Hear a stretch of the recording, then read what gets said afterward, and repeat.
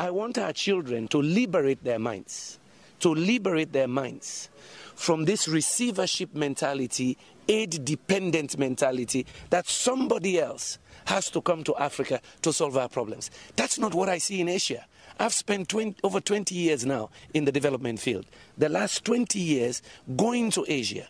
When I go to Asia, I don't see a depressed Asia. I don't see Asians waiting for somebody to come, give them aid to solve their problem. No way. I see Asians thinking competitiveness, technology transfer, trade, and they're ready to be creative to compete. We are not the only ones who had conflict. Cambodia had conflict. Vietnam had conflict. In fact, in the 60s and mid-70s, they were referring to Cambodia, Vietnam, Laos, and others as basket cases. They recovered, they transformed, and today, yes, they're self-sufficient in food production. They're major industrial hubs for producing goods and services which are bought by rich OECD countries. What am I saying? None of us are destined to be poor. No nation is destined to have disease, disasters, and death only. It depends on the creativity and the determination of their people. And for us, the difference between us and many Asian countries is that God gave us everything. And you heard me talk about the Garden of Eden syndrome.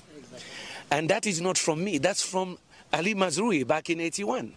Because God gave us everything. Every season something grows.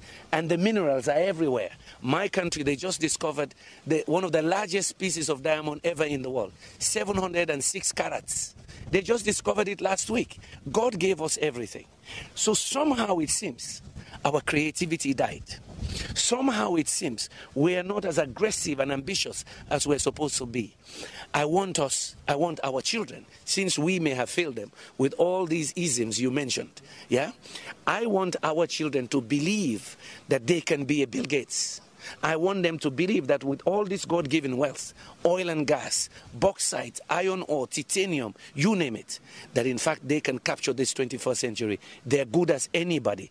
If I can leave poor Sierra Leone, that has been ranked at the bottom of the heap for almost 3 decades, we're amongst the 5 poorest. Back in 2008, we were the poorest of the poor, the lowest human development index. If I can defy that and go to such a level globally, it means any kid can do it. And I don't want anybody making our kids depressed, less creative. That's why I chose that topic. And Ghana, in particular, is a good choice, because you have led the way in many things. Your vision, in fact, of Kwame Nkrumah was 50 years before he's, ahead of time. But Ghana is in a position today, with your newfound wealth of oil and gas and your strong agricultural base, to say, fine, we show the rest of Africa what it means to be successful. That is very interesting. Frankly speaking, you've just mentioned oil.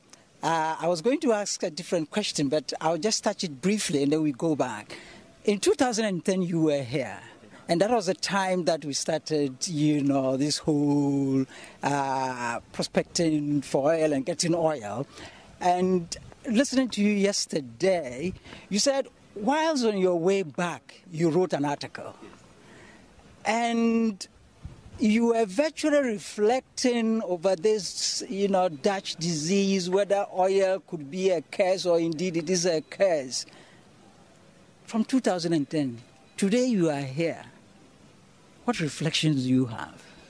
Well, let me put it in context. I had the privilege then. Kofi Annan had invited me, Excellency Kofi Annan, Ted Turner, the billionaire founder of CNN, and I was here with Andrew Young, one of the civil rights liberators in America. And yes, we visited Takoradi and I could see the oil rigs. But then we visited Elmina Castle, that used to be almost the capital of slave trade.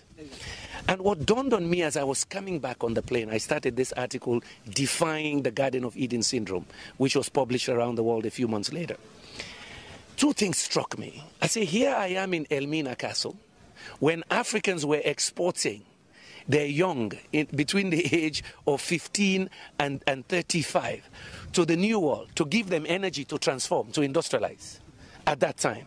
I say, now they discover oil and gas around the same location. You are in Elmina Castle, you can see the bay, right? I say, now we have oil and gas in Ghana. Will we do the same thing? Export oil and gas to light up the rest of the world and we remain in darkness?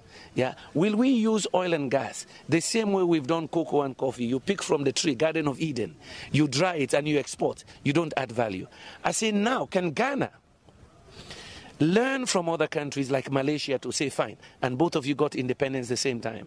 Now we have oil and gas. We immediately take a decision that we Ghanaians will begin to make plastics from our oil and gas. We immediately take the decision that we Ghanaians will now produce fertilizer to power our agriculture, because we're already one of the top agriculture producers of Africa, to make us even better agriculture producers, to use more fertilizer. And at the same time, with this new income, we diversify and drive industrialization for our children. You're over 20 million now. Yeah, that population, 26 million. I think by projections, you might be 35, 40 million in another 30 years, because we're having children like there's no tomorrow. You understand what I mean? That is what occurred to me.